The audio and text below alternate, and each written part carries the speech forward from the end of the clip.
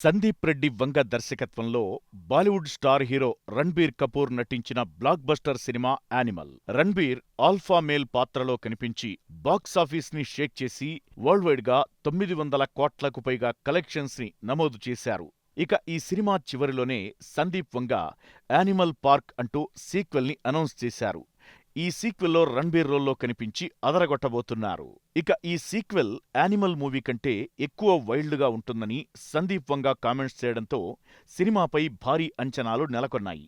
దీంతో ఈ మూవీ ఎప్పుడు సెట్స్ పైకి వెళుతుంది, ఎప్పుడు థియేటర్స్ లోకి వస్తుందని ఆడియన్స్ అంతా ఎదురుచూస్తున్నారు. ఈ సినిమా వచ్చే ఏడాది మొదలు కాబోతోందని అందరూ భావించారు. కానీ ఈ సినిమా స్టార్ట్ అవ్వడానికి 2 ఏళ్లు పడుతుందట.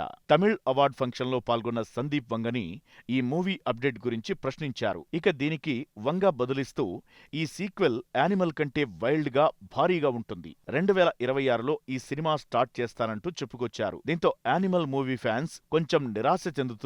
అయితే ప్రభాస్ స్పిరిట్ వల్లే ఇంత ఆలస్యమవుతుందని తెలుస్తోంది. స్పిరిట్ మూవీని ఈ ఏడాది చివర్లో స్టార్ట్ చేయనున్నారు. షూటింగ్ అంతా పూర్తి చేసి సినిమా ఆడియన్స్ ముందుకు తీసుకొచ్చేందుకు 2025 ఎండింగ్ అవుతుంది. ఈ సినిమా ఆలస్యంతో యానిమల్ పార్క్ రిలీజ్ లేట్ అవుతుంది. కాగా యానిమల్ పార్క్ మూవీలో రణ్బీర్ తో పాటు రష్మిక పాత్ర కూడా చాలా వైల్డ్ గా ఉంటుందట.